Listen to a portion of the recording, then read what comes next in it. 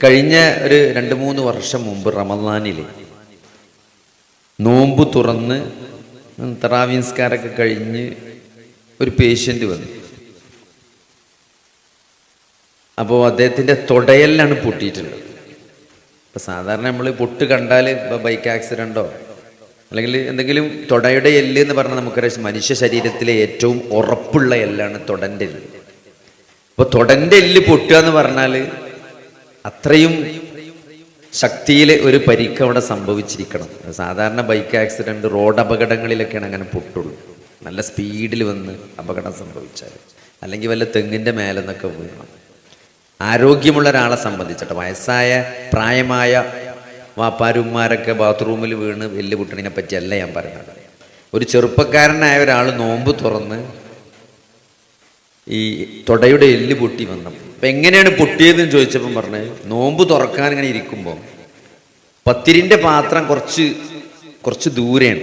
അപ്പം അതെടുക്കാൻ വേണ്ടി ഒന്നിങ്ങനെ നമ്മൾ നാഞ്ഞ് നോക്കിയതാണ്. അപ്പോൾ ടക്ക് എന്നൊരൊച്ച കിട്ടും. അപ്പം അങ്ങനെ സാധാരണ ഒരാളുടെ തുടൻ്റെ എല്ല് പൊട്ടൂലല്ലോ. അപ്പോൾ എക്സ്റേ കണ്ടാൽ തന്നെ നമുക്ക് മനസ്സിലാവും അത് ഒരു അസുഖം ബാധിച്ച എല്ലാണ്. അപ്പം അങ്ങനെ ഒരു അസുഖമുള്ളത് അദ്ദേഹത്തിന് അറിയില്ല. അസുഖം എന്നോ കുറേ ദിവസങ്ങളായി മാസങ്ങളായി ബാധിച്ച ഒരു അസുഖം അതിൻ്റെ മൂർധന്യാവസ്ഥയിലെത്തി അവസാനം എല്ല് പൊട്ടി. അങ്ങനെ ബയോപ്സിൻ്റെ റിപ്പോർട്ട് വന്നു, അത് ക്യാൻസർ ആയിരുന്നു. ആ സഹോദരൻ മരണപ്പെട്ടു പോയി. അള്ളാഹു അദ്ദേഹത്തിന് പുറത്തു കൊടുക്കട്ടെ. അപ്പോൾ കുറച്ചു കാലം ജീവിച്ചു. ഇടക്കിടക്ക് എന്നെ വിളിക്കുമായിരുന്നു. അദ്ദേഹത്തിന് അറിയാമായിരുന്നു ക്യാൻസറാണ്, ചികിത്സിച്ചു, ഫലമില്ല. ഇടയ്ക്ക് വിളിക്കുമ്പോഴൊക്കെ പറയും, മരിക്കാൻ എനിക്ക് ഭയമില്ല, എന്നാലും ഒരു ദിവസം മരിക്കണമല്ലോ. പക്ഷെ ചെറിയ കുട്ടികളാണ്, വീടില്ല, അങ്ങനെ പ്രയാസങ്ങളുണ്ട്. അതിലൊരു വിഷമം മാത്രമേ അദ്ദേഹത്തിന് ഉണ്ടായിരുന്നുള്ളൂ. ഞാൻ പറഞ്ഞു, ഇത് ഒരാളുടെ അനുഭവമാണ്. ഇങ്ങനെ എത്രയോ ആളുകളെ നമ്മൾ നിത്യജീവിതത്തിൽ നമ്മൾ അയൽവാസികളായി, കുടുംബക്കാരായി, എന്താ പറയുക, ഒരു യുവത്വത്തിൽ പെട്ടെന്ന് ഒരു മാറാത്തൊരു അസുഖം വന്ന് മരിക്കുക എന്ന് പറയും. ഇപ്പം രോഗം എന്ന് പറഞ്ഞാൽ അങ്ങനെയാണ്. അതൊരു ഭയങ്കരമായ നിസ്സഹായാവസ്ഥയാണ്. പക്ഷെ നന്നായിട്ടൊന്ന് പനിച്ചാൽ, അപ്പം നമുക്ക് തന്നെ അറിയാം, നല്ലൊരു പനി പനിച്ചൊന്നും വിറച്ച് നിൽക്കുമ്പോൾ തല കറങ്ങി നമുക്ക് ബാത്റൂമിലേക്ക് പോകാൻ പറ്റണില്ല അല്ലേ? തല കറങ്ങുക, എണീറ്റ് നിൽക്കുമ്പോൾ അങ്ങനെ വീഴാൻ പോവുക. ആ ഒരു പനി പനിച്ചാൽ തന്നെ നമ്മുടെ നിസ്സഹായാവസ്ഥ നമുക്ക് ബോധ്യപ്പെടും. അപ്പം അസുഖം വരുമ്പോൾ ആളുകൾ പൊതുവെ വളരെ നിസ്സഹായരായിരിക്കും. അത് ചെറിയൊരു പനി വന്നാൽ പോലും. അപ്പോൾ ഒരു രോഗം വരുമ്പോൾ ആ രോഗത്തെ എങ്ങനെയാണ് നമ്മൾ കാണുന്നത്, അത് വളരെ പ്രധാനപ്പെട്ടതാണ്. ഇപ്പം എത്രയോ ആളുകൾ ആശുപത്രികളിലും ഇപ്പോൾ ക്ലിനിക് വീടുകളിലൊക്കെ രോഗികളായി കഴിഞ്ഞുകൂടുന്നുണ്ട്. ഇപ്പോൾ പലപ്പോഴും എൻ്റെ അസുഖം, ഇപ്പോൾ നമുക്ക് ചില അസുഖങ്ങളെ പറ്റി അറിയാം. എൻ്റെ അസുഖം അത് മാറും, ഇപ്പോൾ അതിന് ഗുളിക കുടിച്ചാൽ അത് മാറും, അല്ലെങ്കിൽ ഇഞ്ചക്ഷൻ കഴിഞ്ഞാൽ അത് ശരിയാകും, ഒരു സർജറി കഴിഞ്ഞാൽ അത് മാറും. അങ്ങനെ എല്ലാവരും പ്രതീക്ഷയിൽ തന്നെ ഉണ്ടാകുക, അല്ലേ? അത് മാറുന്ന ഒരു അസുഖമാണ്, ജീവിതത്തിലേക്ക് തിരിച്ചു വരും എന്ന ഒരു പ്രതീക്ഷയിലാണ് മിക്ക രോഗികളും അവരുടെ ആ രോഗാവസ്ഥ തരണം ചെയ്തു പോകുന്നത്.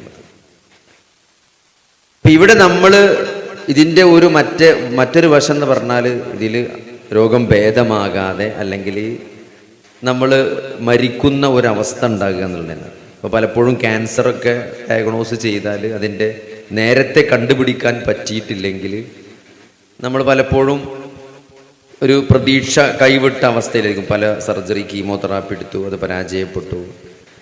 അപ്പം ഇവിടെയൊക്കെ നമ്മൾ മനസ്സിലാക്കേണ്ട ഒരു കാര്യം, ജീവിതത്തെപ്പറ്റി ഒരു ശരിയായ കാഴ്ചപ്പാട് നമുക്ക് കിട്ടിയിട്ടില്ലെങ്കിൽ നമ്മൾ പലപ്പോഴും തളർന്നു പോകും. ഇപ്പോൾ ഞാൻ എല്ല് ഡോക്ടറാണ്. കുറേ കാലം, 10-20 വർഷമായിട്ട് പ്രാക്ടീസ് ചെയ്യുന്ന ഒരാളാണ് ഞാൻ. പല ആളുകളും ആത്മഹത്യക്ക് ശ്രമിച്ച് കയ്യിൻ്റെ ഞരമ്പ് മുറിച്ചിട്ടും അതേപോലെ തന്നെ രക്തക്കോയിലൊക്കെ മുറിച്ചിട്ട് മരിക്കാൻ ശ്രമിക്കാറുണ്ട്. അപ്പം എൻ്റെ ജീവിതത്തിൽ ഏറ്റവും അത്ഭുതം ഉണ്ടായത് കഴിഞ്ഞ ഒരു 2 മാസത്തെ മുമ്പ് ഒരു 80 വയസ്സായ മനുഷ്യൻ ആത്മഹത്യക്ക് ശ്രമിച്ചത്. ഇത്രയും പ്രായരായ ഒരാളെ ഞാൻ ഇതുവരെ എൻ്റെ ജീവിതത്തിൽ ആത്മഹത്യക്ക് ശ്രമിച്ചത് കണ്ടിട്ടില്ല. 80 വയസ്സ്. എന്നിട്ട് അദ്ദേഹത്തിനോട് ആരോ പറഞ്ഞ് കാലിൻ്റെ ഞരമ്പ് മുറിച്ചാൽ മതി. അങ്ങനെ കാലിൻ്റെ ബാക്കിലെ വിഷവള്ളി ഉണ്ടല്ലേ നമ്മളെ നടക്കണേ, അതാണ് മൂപ്പര് മുറിക്കാൻ ശ്രമിച്ചത്. 4 സ്ഥലത്ത് മൂപ്പര് മുറിച്ചിട്ടുണ്ട്. ആ 80 വയസ്സുള്ളൊരു ഒരു കണ്ണൊന്നും ശരിക്കും കാണൂല, അത്രയും പ്രായമായ മനുഷ്യൻ. അപ്പോൾ ഞാൻ അയാളോട് ചോദിച്ചു, എന്തിനാണ് ഇത് മുറിച്ചത്?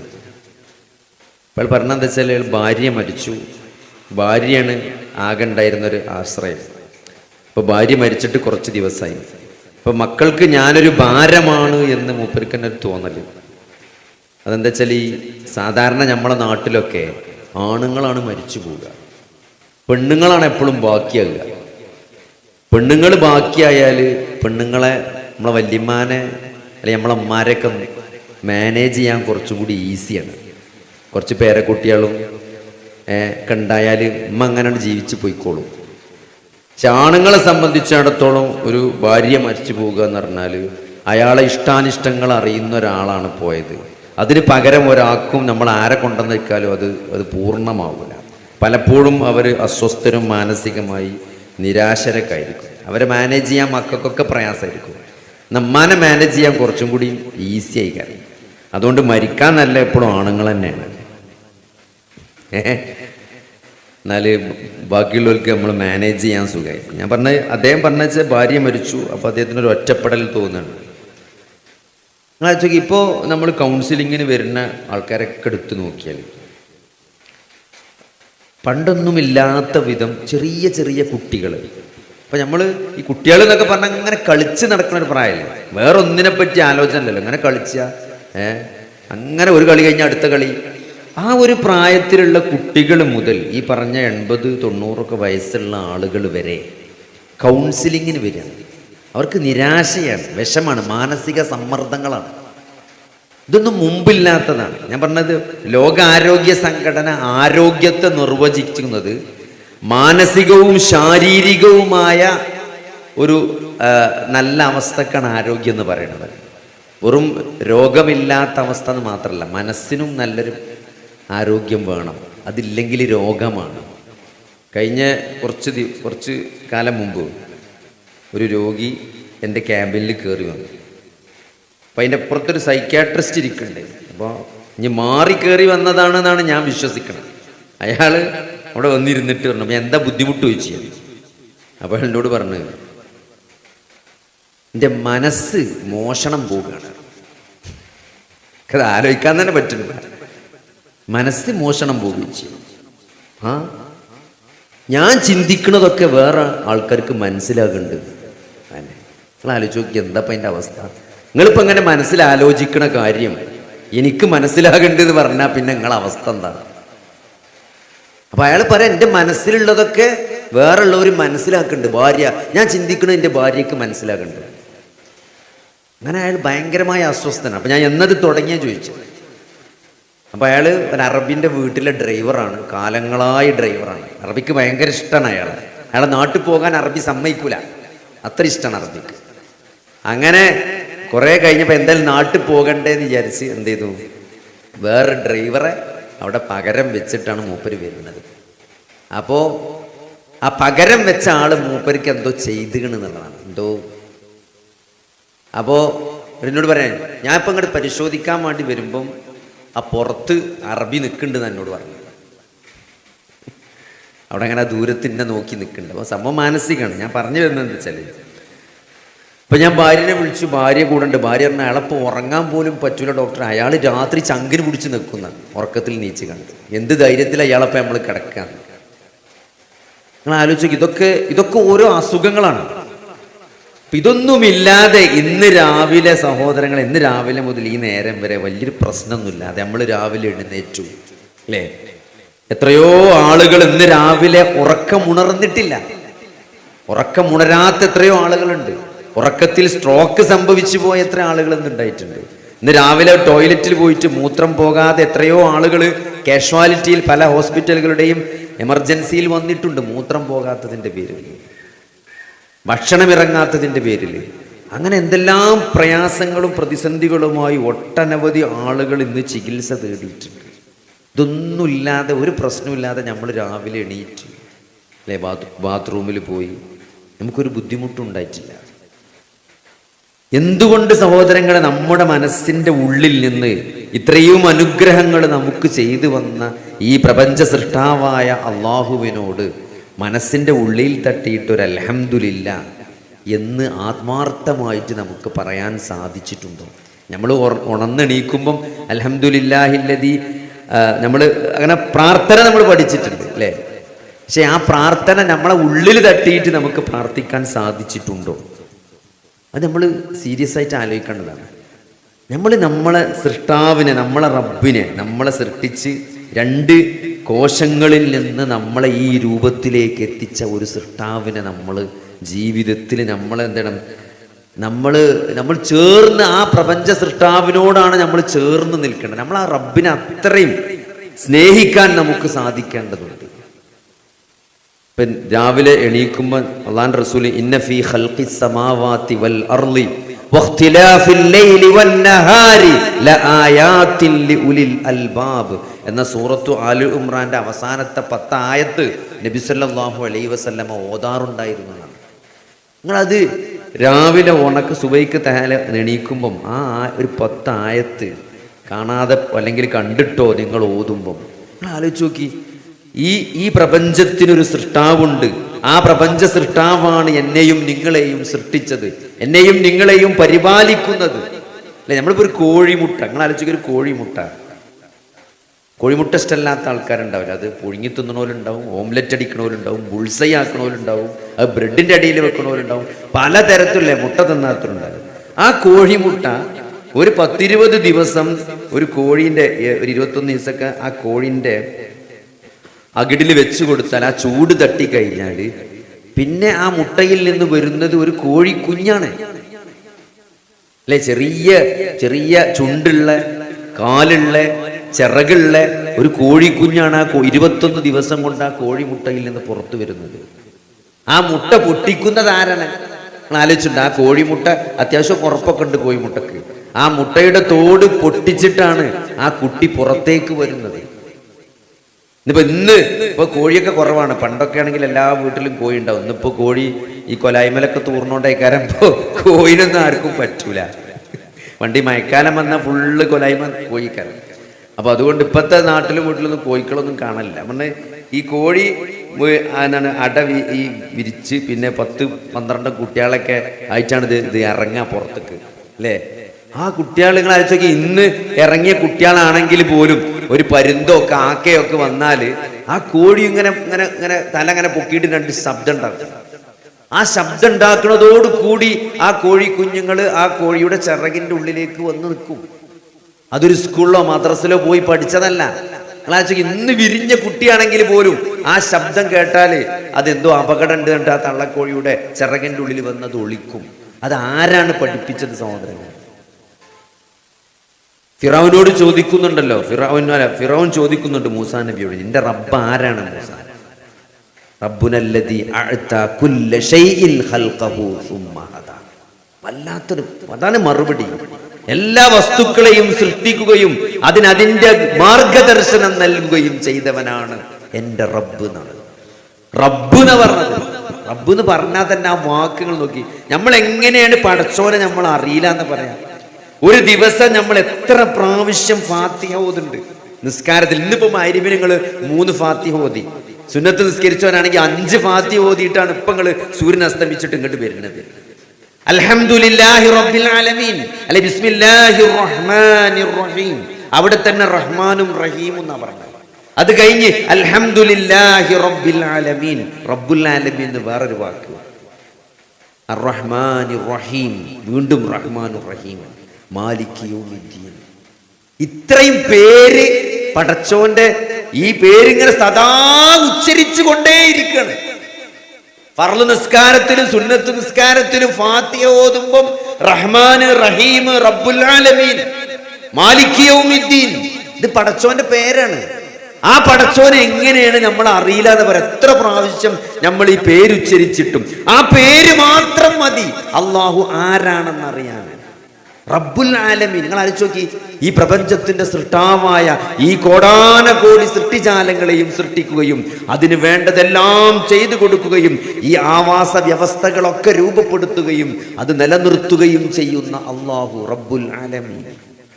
ആ റബ്ബുൽ ആലമീനായ അല്ലാഹുവിനെ എങ്ങനെയാണ് സഹോദരങ്ങളെ നമ്മൾ വിസ്മരിക്കുക?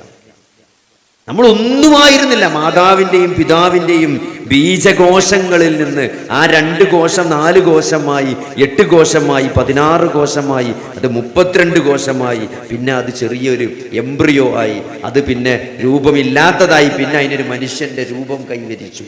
അങ്ങനെ ഘട്ടം ഘട്ടമായിട്ടാണ് അള്ളാഹു നമ്മളെ വളർത്തിക്കൊണ്ടുവന്നത്, അല്ലെ? എന്നിട്ട് നമ്മൾ ചെറിയ ഒരു കുട്ടിയായി നമ്മൾ പ്രസവിക്കുമ്പോൾ ആലോചിക്കും, ഒന്നും അറിയില്ല, കരയാൻ മാത്രമേ അറിയുള്ളൂ. കരയാൻ മാത്രം അറിഞ്ഞ് മലർന്നു കിടന്ന് കരയുന്ന ഒരു കുട്ടിയായിരുന്നു നമ്മളൊക്കെ. അത് കഴിഞ്ഞ് നമ്മൾ ജീവിതത്തിന്റെ കുറെ ഘട്ടങ്ങളിലൂടെയാണ് കടന്നു വന്നത്. നമ്മൾ ആലോചിച്ചാൽ മതി, നമ്മൾ ഒരു ചിരിക്കുന്ന ഘട്ടം ഉണ്ടായിരുന്നു, അല്ലേ? ആരെ കണ്ടാലും ചിരിക്കുന്ന ഒരു ഘട്ടം, കുട്ടികളങ്ങനെ ചിരിപ്പിക്കണ കാണാം. അത് കഴിഞ്ഞ് അത് നമ്മൾ കമിഴ്ന്നു, പിന്നെ നമ്മൾ ഇരുന്നു, പിന്നെ നമ്മൾ നടന്നു, അല്ലെ? ഓരോ ഘട്ടങ്ങളിലാണ്. കഴുത്തുറച്ചു. ഇപ്പോഴും ആളുകൾ ചോദിക്കും, കുട്ടീൻ്റെ കഴുത്തുറച്ചിട്ടില്ലേന്ന്. ചില കുട്ടികളെങ്ങനെ എടുത്തുകൊണ്ടുപോകുമ്പോൾ ആൾക്കാർ ചോദിക്കും, എന്തെപ്പോഴും കഴുത്തുറച്ചിട്ടില്ലേന്ന്. അതൊരു ലാൻഡ്മാർക്കാണ് കഴുത്തുറക്കുക എന്ന് പറഞ്ഞാൽ. അത് ഉറച്ചിട്ടില്ലെങ്കിൽ ചില അപകടങ്ങൾ നമ്മളെ കാത്തിരിക്കുന്നുണ്ട്. അങ്ങനെ ഓരോ ഘട്ടങ്ങളിൽ, അല്ലേ? ഇപ്പോൾ നമ്മളെ കുട്ടി കുറച്ച് വലുതായി, കാര്യങ്ങളൊക്കെ മനസ്സിലാകും. ഇപ്പോൾ നമ്മളെ കുട്ടി നമ്മളെ കൂടെ കാറിൽ ഇങ്ങനെ വരുമ്പം, നമ്മളെ മെയിൻ റോഡിൽ നിന്ന് പോക്കറ്റ് റോഡിലേക്ക് ഇങ്ങനെ തിരിയുമ്പം കുട്ടിക്ക് മനസ്സിലാവും, നമ്മളെ വീട്ടിലേക്കുള്ള വഴി എത്തിയാണ്. അപ്പോൾ കുട്ടി ഇങ്ങനെ സന്തോഷം പ്രകടിപ്പിക്കും. അപ്പോൾ നമുക്ക് സന്തോഷമാണ്. കാരണം എന്താ? നമ്മളെ കുട്ടിക്ക് ബുദ്ധിയുണ്ട്, ഓന് മനസ്സിലാകുന്നുണ്ട്, ഓൻ റോട്ടിലേക്കുള്ള വഴി മനസ്സിലാകുന്നുണ്ട്, വീട്ടിലേക്കുള്ള വഴി മനസ്സിലാകുന്നുണ്ട്. അത് കഴിഞ്ഞ് നമ്മൾ മൂത്രമൊഴിക്കുന്നു, പാമ്പേഴ്സ് കെട്ടിയൊരു സമയം ഉണ്ടായി, പിന്നെ പാമ്പേഴ്സ് കെട്ടാതായി, അല്ലെ? രാത്രി മാത്രം കെട്ടാൻ തുടങ്ങി, പിന്നെ രാത്രിയും പാമ്പേഴ്സ് ഒഴിവാക്കി. ധൈര്യമായി എവിടെ പോയാലും മൂത്രമൊഴിക്കൂലെന്ന്. കാരണം കുട്ടി ബ്ലാഡറിന് കൺട്രോൾ വന്നു, അല്ലെ? മലമൂത്ര വിസർജനം കുട്ടിക്ക് നിയന്ത്രിക്കാൻ മനസ്സിലായി. ഇതൊക്കെ ഇങ്ങനെ ഘട്ടങ്ങളായി നമ്മൾ കൈവരിച്ചതാണ്. നിങ്ങൾ ആലോചിച്ച് നോക്കി, ഇതൊക്കെ വീണ്ടും തല തിരിയും. വാർദ്ധക്യത്തിലെത്തുമ്പോൾ ഇതൊക്കെ തല തിരിഞ്ഞു പോകും. നിങ്ങൾ ഒരു 75 വയസ്സ് 80 വയസ്സുള്ള ആൾക്കാർ OP-യിൽ വരുമ്പോൾ ഞാൻ ചോദിക്കും, എന്താ ഇപ്പൊ പ്രയാസം? പഴയ പോലെ അങ്ങോട്ട് നടക്കാൻ പറ്റണില്ല, അതന്നെ. പിന്നെ ചില ആൾക്കാർ പറയും ബാലൻസ് ഇല്ല, ഇപ്പം അങ്ങനെയൊന്നും നിസ്കരിക്കാൻ പോലില്ല, പുറത്തേക്കൊന്നും വീഴും 2 വീണു, പിന്നെ ഇപ്പൊ പേടിയാണ്. ഒരു 80-85 വയസ്സുള്ള ആളെ പ്രശ്നമാണിത്. പേടിയാണ്, നടക്കുമ്പോൾ വീഴുന്ന് പേടിയാണ്. അതുകൊണ്ട് അങ്ങനെ പുറത്തേക്ക് പോലില്ല. ഇപ്പോ മക്കളൊക്കെ ചീത്ത പറയാണ്, എവിടെയെങ്കിലും പോയി കുത്തി മറിഞ്ഞ് 3 നിലാക്കുണ്ടാക്കണ്ട, പോൽക്കൊരു വിഷമം വേണ്ട. നമ്മൾ പണ്ട് നടന്ന് മൂന്നിട്ടാണ് നമ്മൾ നീച്ച് പോയത്. അതേമാതിരി പിന്നെ നീച്ച് നടക്കണമെന്ന് പിന്നെ നമ്മൾ മുഖാൻ തുടങ്ങി. നമുക്ക് മൂത്രം അറിയാണ്ട് പോകും. ചില ആൾക്കാരെന്താ പറയാ, പഴയ പോലെ മൂത്രത്തിനൊരു കൺട്രോൾ ഇല്ല ഡോക്ടർ, അത് ചിലപ്പോൾ അറിയാണ്ടൊക്കെയാണ് പോവുകയാണ്. 90 വയസ്സായ ഒരാളോട് നിങ്ങൾ ചോദിച്ചു നോക്കി, അയാളെ പ്രശ്നം അതാണ്, മൂത്രം പോവാണ്. നമ്മളൊരു അവസ്ഥ അങ്ങനെയായിരുന്നു, അതിന് നമ്മൾ കരകയറി വീണ്ടും ആ അവസ്ഥയിലേക്ക് നമ്മൾ തിരിച്ചു വന്നു. ഇതൊക്കെ അള്ളാഹു പറഞ്ഞാണ്, ആ അവസ്ഥയിലേക്ക് നിങ്ങളെ ഞാൻ തിരിച്ചു കൊണ്ടുവരും. ഇതൊക്കെ മനുഷ്യന്റെ ജീവിതത്തിന്റെ ഈ ഘട്ടങ്ങളൊക്കെ സംവിധാനിച്ച ആ അല്ലാഹു സുബ്ഹാനഹു വ തആലയെ നമ്മളിങ്ങനെ സ്ഥിരമായിട്ട് നമ്മളെ നാവ് കൊണ്ട് ഉച്ചരിക്കുന്ന ഈ റഹ്മാനായ റഹീമായ റബ്ബുൽ ആലമീനായ മാലിക് യൗമിദ്ദീൻ. ഞാൻ അങ്ങനെ പലപ്പോഴും ഈ മാലിക് യൗമിദ്ദീൻ എന്ന് പടച്ചോൻ, പിന്നെ റഹ്മാനും റഹീമൊക്കെ ആയിക്കോട്ടെ, റബ്ബുൽ ആലമീനൊക്കെ നമുക്ക് പടച്ചോനെ പറ്റി മനസ്സിലാവും. എന്നാൽ ഈ മാലിക് യൗമിദ്ദീൻ എന്തിനാ അപ്പം നമ്മളെ കൊണ്ട് ഇങ്ങനെ പറയിപ്പിക്കണമെന്ന് തോന്നി. സഹോദരങ്ങളെ, മാലിക് യൗമിദ്ദീൻ എന്ന് പറയുമ്പം ശരിക്കും നമുക്ക് മനസ്സിലാക്കേണ്ട ഒരു കാര്യമുണ്ട്. നമ്മൾ ചെയ്യുന്ന ഓരോ കാര്യങ്ങളും അതെത്ര നിസാരമാകട്ടെ, അതെത്ര ഗൗരവമുള്ളതാകട്ടെ, അതൊക്കെ നാളെ അതിനൊക്കെ ഒരു വിചാരണ ഉണ്ടാകുമെന്ന ബോധം. ഇതൊന്നും വെറുതെയല്ല. ഇവിടെ ഏതൊരു കഷ്ടപ്പാടും, നിങ്ങൾ ജീവിതത്തിൽ അനുഭവിക്കുന്ന ഏതൊരു പ്രയാസവും അത് നാളെ പുണ്യകരമായി മാറും. അതൊക്കെ കണക്കിൽ വരും. അതിനൊക്കെ നിങ്ങൾക്ക് പ്രതിഫലം കിട്ടുന്ന ഒരു ദിവസമുണ്ട് എന്ന തിരിച്ചറിവ് വല്ലാത്തൊരു ശക്തിയാണ് ഈ ജീവിതത്തിൽ നമുക്ക് നൽകുന്നത്. ആ ജീവിതത്തിൽ പ്രയാസങ്ങളോട് മല്ലടിച്ച് ജീവിക്കുന്ന ആളുകൾക്ക് അത് മനസ്സിലാകുള്ളൂ. പ്രയാസപ്പെട്ട് ജീവിക്കുന്ന ആളുകൾക്ക് അത് മനസ്സിലാകും. ഈ പ്രയാസങ്ങൾക്കൊക്കെ പടച്ചവൻ എനിക്ക് പ്രതിഫലം നൽകും. അതാണ് മാലിക് യൗമിദ്ദീൻ. ഇതൊന്നും നഷ്ടമാവില്ല. അജബല്ലി അംറിൽ മുഅ്മിൻ, മുഅ്മിനിന്റെ കാര്യം എന്ത് അത്ഭുതമാണെന്നാണ്. ശരിക്കും ഇസ്ലാമിക ലോകത്തൊരു ചർച്ച കാണാൻ പറ്റും പണ്ഡിതന്മാർക്കിടയിൽ. അതായത് ആരാണ് ഏറ്റവും നല്ല വിശ്വാസം, ആരാണ് പടച്ചോന്റെ അടുത്ത് ഏറ്റവും നല്ല റാങ്ക് ഉള്ള ആള്. അതെ, രണ്ട് തരത്തിലാണല്ലോ പടച്ചോന് മനുഷ്യന്മാർ. ഒന്നെന്ന് പറഞ്ഞാൽ നല്ല സാമ്പത്തികമായിട്ടും ആരോഗ്യപരമായിട്ടൊക്കെ നല്ലൊരവസ്ഥ. നമ്മൾ പറഞ്ഞ പടച്ചോൻ വല്ലാതെ അനുഗ്രഹിച്ച ഒരാള്, പൈസക്ക് പൈസ, മക്കൾക്ക് മക്കള്, വിദ്യാഭ്യാസത്തിന് വിദ്യാഭ്യാസം, എല്ലാം കൊണ്ടും നല്ലൊരവസ്ഥ അല്ലേ. നല്ല സമ്പത്തുണ്ട്, മക്കളൊക്കെ നല്ല നല്ല ക്വാളിഫിക്കേഷൻ, നല്ല ദീനുള്ള മക്കളുമാണ്. അയാളെ പറ്റി നമുക്കൊന്ന് അസൂയപ്പെടാൻ മാത്രം എല്ലാം ഉള്ളൊരു മനുഷ്യൻ. പ്രത്യേകിച്ച് സമ്പത്ത്. നിങ്ങൾ ആലോചിച്ച് നോക്കി, നബിന്റെ കാലത്തേ ഉണ്ട് ഈ പ്രശ്നം.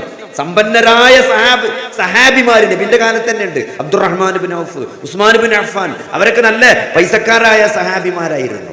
എന്നാൽ അതേപോലെ തന്നെ അഹ്ലു സുഫയിൽപ്പെട്ട വളരെ പാവങ്ങളായ സഹാബിമാരുണ്ടായിരുന്നു. മനുഷ്യൻ അങ്ങനെയാണ്, ഒന്നില്ലെങ്കിൽ നല്ല ബുദ്ധിമുട്ടും പ്രയാസക്കാരം, എല്ലാ തരത്തിലും പ്രയാസമുള്ള ആളുകൾ, സാമ്പത്തികമായി ദാരിദ്ര്യം കൊണ്ട് പരീക്ഷിക്കപ്പെടുക, അതേസമയം രോഗം കൊണ്ടും പരീക്ഷിക്കപ്പെടുക. നിങ്ങൾ ആലോചിച്ച് നോക്കി, നല്ല ഒരു വീട്ടിൽ എന്താണ് നമ്മൾ സഹായം കൊടുക്കാൻ വേണ്ടി അന്വേഷണത്തിൽ ചെല്ലുമ്പം എന്താ അവിടുത്തെ സ്ഥിതി? ആ ഉമ്മാക്ക് മാനസികം, മകൾക്ക് ബ്രെയിൻ ട്യൂമർ, പിന്നെ അവിടെ ആകെയുള്ള വാപ്പയാണ്, അയാളെ നട്ടലിൽ TB ബാധിച്ച് കിടപ്പിലാണ്. എന്താ അപ്പം ആ വീട്ടിലത്തെ അവസ്ഥകൾ ആലോചിച്ച് നോക്കി. അങ്ങനെ മനുഷ്യന്മാരുണ്ട്. ഇതിലാരാണ് ഏറ്റവും ഉന്നതമായ ദർജയിലുള്ള ആള്? പരീക്ഷണങ്ങളിൽ പ്രയാസപ്പെട്ട് അതിൽ ക്ഷമിക്കുന്ന ഒരു ദരിദ്രനായ വ്യക്തിയാണോ അള്ളാഹുവെങ്കിൽ ഏറ്റവും ഉന്നതൻ? അതല്ല, നിറയെ സമ്പത്തുണ്ടാവുകയും ആ സമ്പത്ത് അള്ളാഹുവിന്റെ മാർഗത്തിൽ നിർലോഭം ചെലവഴിക്കുകയും ചെയ്യുന്ന നല്ലൊരു മനുഷ്യൻ. ഇതിലാരാണ് പടച്ചോൻ ഏറ്റവും അടുത്ത റാങ്കുള്ള ആളുകളാണ്? ആരേക്കാരം? അമ്പിയാക്കന്മാരെടുത്ത് നോക്കിയാലും അങ്ങനെ ഉണ്ട്. സുലൈമാൻ നബി അലൈഹിസ്സലാം രാജാവായിരുന്നു, എല്ലാ തരത്തിലുള്ള അനുഗ്രഹങ്ങളും കിട്ടിയ വ്യക്തിയാണ്. എന്നാൽ ദരിദ്രന്മാരായ പ്രവാചകന്മാരുണ്ടായിട്ടുണ്ട്. മുഹമ്മദ് നബി സല്ലല്ലാഹു അലൈഹി വസല്ലം നോക്കിയാൽ മതി, വഫാത്താകുന്ന സന്ദർഭത്തിൽ പോലും നബി സല്ലല്ലാഹു അലൈഹി വസല്ലമയുടെ വയറ്റിലുണ്ടായിരുന്ന എന്താണ്? പടയെങ്കിൽ ജൂതന്റെ അടുത്ത് പണയം വെച്ച് വാങ്ങിയ ആ ഗോതമ്പിന്റെ ഭക്ഷണമായിരുന്നു. അപ്പൊ ഇതിൽ ഈ ചർച്ച അവസാനം ഇബ്നു തൈമിയ ഈ ചർച്ച കൺക്ലൂഡ് ചെയ്ത അവസാനം പറയണം എന്താ അറിയോ? ഇന്ന അക്രമക്കും ഇൻദല്ലാഹി അത്ഖാക്കും. അത് പറയാൻ കഴിയൂല. ഇന്ന അക്രമക്കും ഇൻദല്ലാഹി അത്ഖാക്കും എന്നുള്ള ആയത്താണ് ഓതുന്നത്. ഏറ്റവും ടോപ്പ് റാങ്ക് ഏറ്റവും നല്ല തെക്കുവള്ളോനാ. അത് പൈസ ഉള്ളവനാകാ, പൈസ ഇല്ലാത്ത, അതൊന്നും പൈസ അല്ല ഇതിന്റെ മാനദണ്ഡം, അത് തെക്കുവേണ്. അത് ആരാണെന്ന് നമുക്ക് പറയാൻ പറ്റൂല. കാരണം നബി സല്ലല്ലാഹു അലൈഹി വസല്ലമയുടെ കാലത്ത് തന്നെ ദരിദ്രന്മാരായ സഹാബിമാര് അവര് നബി സല്ലല്ലാഹു അലൈഹി വസല്ലമയോട് വന്നിട്ട് പറയാണ്, നബിയെ, ഈ ധനികന്മാരായ സഹാബികള് അവരിങ്ങനെ അള്ളാന്റെ മാർഗത്തിൽ അവരുടെ സമ്പത്ത് ചെലവഴിക്കാണ്, അതിനവർക്ക് കൂലി കിട്ടാണ്. ഞങ്ങൾക്കതില്ലല്ലോ പ്രവാചകരെ, ഞങ്ങൾ ഉണ്ടെങ്കിൽ ഞങ്ങൾ കൊടുക്കുമായിരുന്നു, ഞങ്ങൾ എന്താണ് ചെയ്യുക? ഞങ്ങൾക്ക് നല്ല സങ്കടം ഉണ്ട് ആ വിഷയത്തിൽ. അപ്പൊ നബി സല്ലല്ലാഹു അലൈഹി വസല്ലം അവർക്ക് കൊടുത്തൊരു ഉപദേശമാണ്, നിങ്ങൾ നമസ്കാരം കഴിഞ്ഞാൽ 33 വട്ടം സുബ്ഹാനല്ലാഹ് ചൊല്ലിക്കോളി, 33 വട്ടം അൽഹംദുലില്ലാഹ് ചൊല്ലിക്കോളി, 33 വട്ടം അല്ലാഹു അക്ബർ ചൊല്ലിക്കോളി, നിങ്ങൾക്കും ആ ധനികന്മാരുടെ ദർജയിലേക്ക് എത്താമെന്നാണ്. അങ്ങനെ നിസ്കാരം കഴിഞ്ഞ് ഇവര് രഹസ്യമായി ചെല്ലാണ് സുബ്ഹാനല്ലാഹ് അൽഹംദുലില്ലാഹ്. അങ്ങനെ അവസാനം ധനികരായ സഹാബിമാർ ഇവരെന്താ നിസ്കാരം കഴിഞ്ഞിട്ട് ഇങ്ങനെ കുറെ ചെല്ലണ് നോക്കി അവരോട് ചോദിക്കണ്, നിങ്ങൾ എന്താ ഇവിടെ ഇങ്ങനെ കുറെ ചെല്ലണ്? അപ്പൊ ഞങ്ങളോട് നബി പറഞ്ഞു, പൈസ ഇല്ലാത്തതുകൊണ്ട് നിങ്ങൾ കുറച്ച് ദിക്റൊക്കെ ചെല്ലാൻ പറഞ്ഞാണ്. അപ്പൊ പൈസക്കാരൊന്നും ചെല്ലാൻ തുടങ്ങി. അപ്പൊ ഇവര് നബിന്റെ അടുത്ത് വന്നിട്ട് പറഞ്ഞാണ്, അല്ലയോ പ്രവാചകരെ, ഇത് ഇവരും ചെല്ലാൻ തുടങ്ങിയല്ലോ, ഇനിയിപ്പോ ഞങ്ങൾ എന്താ ചെയ്യിച്ചു? അള്ളാന്റെ ഫضലാണ്, അത് അള്ളാഹ് ഉദ്ദേശിക്കുന്നവർക്ക് കൊടുക്കുക, ഇനി നമുക്കൊന്നും ചെയ്യാൻ പറ്റില്ല. അപ്പൊ ഞാൻ പറഞ്ഞു, മനുഷ്യൻ ഈ രണ്ട് ദർജയിലാണ്, മനുഷ്യന്മാർ രണ്ട് തരത്തിലാണ് ദുനിയാവിൽ ഉണ്ടാകുക. ഒന്ന് നല്ല നല്ല എല്ലാ അനുഗ്രഹങ്ങളൊക്കെ കിട്ടി നമുക്ക് തോന്നും നല്ല എല്ലാ തരത്തിലും സമ്പത്ത് കൊണ്ടൊക്കെ അനുഗ്രഹിക്കപ്പെട്ട ആളുകൾ. ഒന്ന് ഈ പ്രയാസം സഹിക്കുന്ന ആളുകൾ. അപ്പൊ ഞാൻ പറഞ്ഞത്, ഈ പ്രയാസത്തിലൂടെ ഈ ജീവിതം മുന്നോട്ട് പോകുന്ന ആളുകളെ സംബന്ധിച്ചിടത്തോളം മാലിക് യൗമിദ്ദീൻ എന്ന് പറഞ്ഞാൽ അത് വല്ലാത്തൊരു പ്രതീക്ഷ. എല്ലാത്തിനൊക്കെ പ്രതിഫലമുണ്ട്. നമ്മൾ അനുഭവിക്കുന്ന ഓരോ ചെറിയ പ്രയാസങ്ങൾക്ക് പോലും നമുക്ക് പ്രതിഫലം കിട്ടുമെന്നത്, നമുക്ക് നാളെ അള്ളാഹുവിൽ നിന്ന് പുണ്യം ലഭിക്കുമെന്നത്, നമ്മുടെ പാപങ്ങൾ പരിഹരിക്കപ്പെടുമെന്നത്, നമ്മുടെ ദർജ ഉയർത്തപ്പെടുമെന്നത്, നമുക്ക് ഇതിനൊക്കെ അള്ളാഹു നമുക്ക് പരലോകത്ത് വെച്ച് ഇതിനൊക്കെ പകരം നൽകുമെന്നത് വലിയ ഒരു അനുഗ്രഹമാണ്, വലിയ ഒരു എന്താ പറയുക ആശ്വാസമാണ് സത്യത്തിൽ. അപ്പോൾ മാലിക് യൗമിദ്ദീൻ അള്ളാഹു നമ്മളെ കൊണ്ട് ഇങ്ങനെ പറയിപ്പിക്കുന്നതല്ല, നമ്മൾ ചെറുതും വലുതുമായ എല്ലാ നമ്മളെ കർമ്മങ്ങൾക്കും നമ്മൾ നാളെ ഉത്തരം പറയേണ്ടി വരുമെന്ന്.